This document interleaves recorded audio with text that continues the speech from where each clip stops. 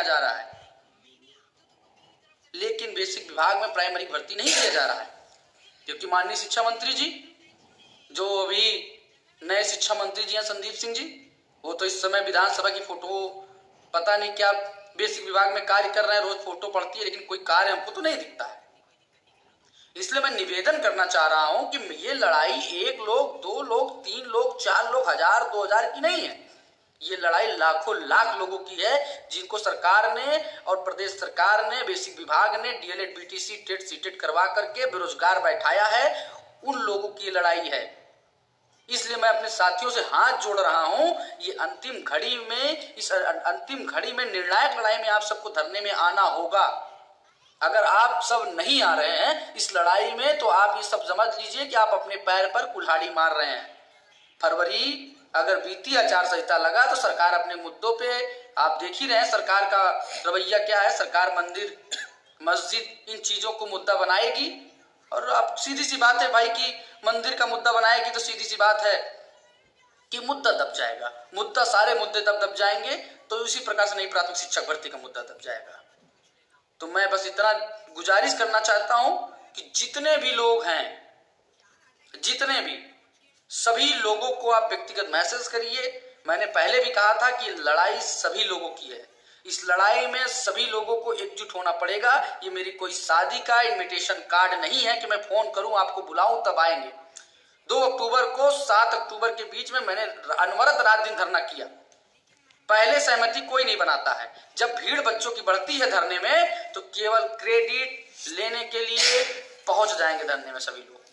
तो पहली चीज, धरने को मजबूती से लड़ना सीखो। धरने में लगने वाली चटाइयों को ढोना सीखो। धरने में आने वाले छात्रों को हिफाजत से रुकवाने की, खाने की, पीने की व्यवस्था करना सीखो। तब एक धरना सफल होता है।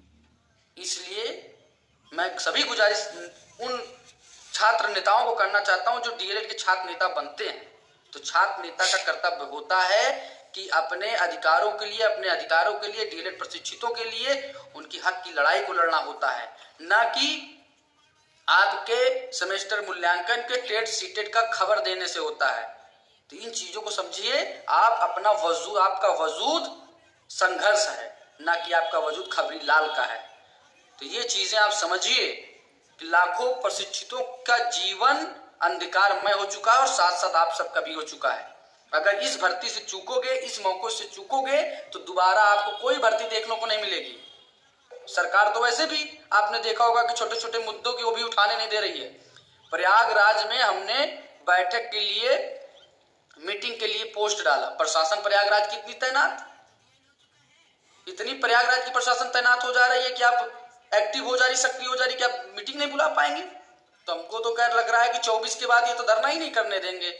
हमको लगता है बैठक भी नहीं करने देंगे, 4 लोग को साथ ही नहीं खड़े होने देंगे मुद्दे पे किसी। तो भाई समझिए, मेरा कोई सरकार से दुश्मनी नहीं है। मैं भी एक डीएलएड प्रशिक्षित हूँ, स्वयं डीएलएड पीटीसी पास, टेट सीटेट पास मैं छात्र हूँ। मैं सरकार से, बेसिक विभाग से बस विनम्र अपील कर रहा हूँ आज 5 साल से ज्यादा के समय में कि भैया कम से कम एक भर्ती का विज्ञापन तो दे दीजिए। सरकार तो केवल बेसिक विभाग में केवल शिक्षा सेवा चयन आयोग के नाम पर 2019, 20, 21, 22, 23, 24 आज बीतने को गए, 4-5 साल ऐसे काट दे रही है आयोग के नाम पे कि भर्ती ही नहीं आ रही है, आयोग का गठन ही नहीं हो रहा है। इतना भव्य हमारा राम मंदिर बनने में 1-2 साल नहीं लगा, इतना भव्य राम मंदिर बन गया, लेकिन एक शिक्षा सेवा चयन आयोग आज तक नहीं बन पाया। तो सोचने वाली बात है कि हमारा राम मंदिर इतना भव्य, इतना खूबसूरत मंदिर 1-2 साल में निर्माण हो चुका, और हमारा शिक्षा सेवा चयन आयोग, शिक्षा का मंदिर अभी अधूरा है, अस्तित्व में नहीं आया। इससे बड़ा उत्तर प्रदेश में हमारा दुर्भाग्य क्या हो सकता है। सरकार को हमारी पीड़ाएं को सुनना चाहिए। सरकार को समझना चाहिए कि कम से कम ऐसे लोगों को हम सब डीएलएड बीटीसी करा रहे हैं, टेट सीटेट करा रहे हैं समय से, टेट पेट कराने के लिए आपके पास समय है, लेकिन क्या आपके पास इतना समय नहीं है कि आप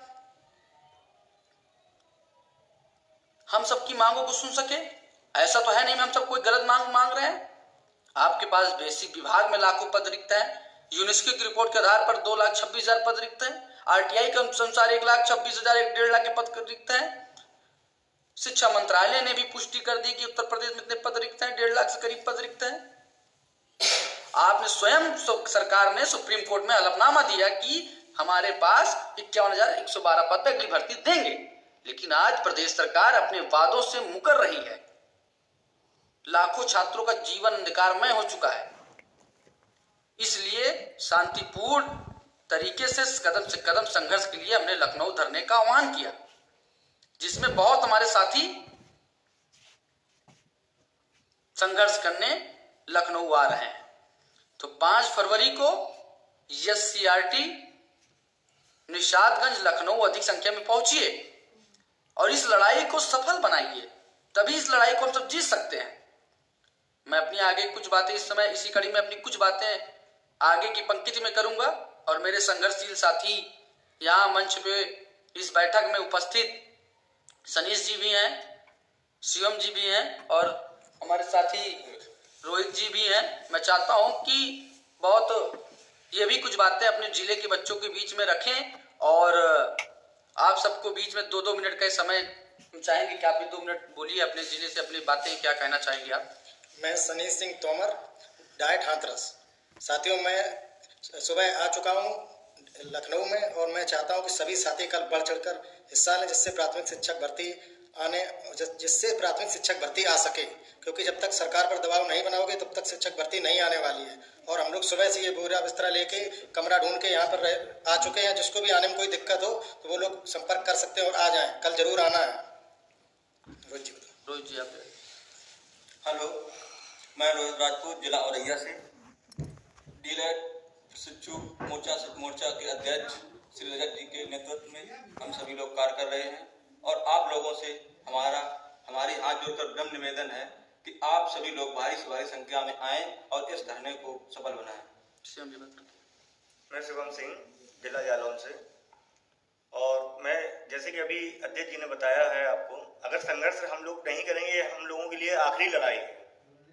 अगर हम लोग अभी नहीं लड़ पा रहे तो इसके बाद सरकार हमको मौका नहीं देगी। बिल्कुल, जब अभी ये हाल है, जैसे कि अभी हम लोगों ने मीटिंग रखना चाहा है तो बहुत से प्रशासन के फोन आए हैं अध्यक्ष जी के पास और हम लोगों को धमकाया जा रहा है यहाँ पर कि धरना मीटिंग नहीं कर सकते हैं, ये नहीं कर सकते हैं, धरना नहीं दे सकते आप। तो इसलिए हम सभी जिला जालौन वासियों से निवेदन करते हैं हाथ जोड़कर और यही कहना चाहते हैं कि बहुत से बड़ी संख्या में आकर हम लोगों का यहाँ साहस प्रदान करें। धन्यवाद।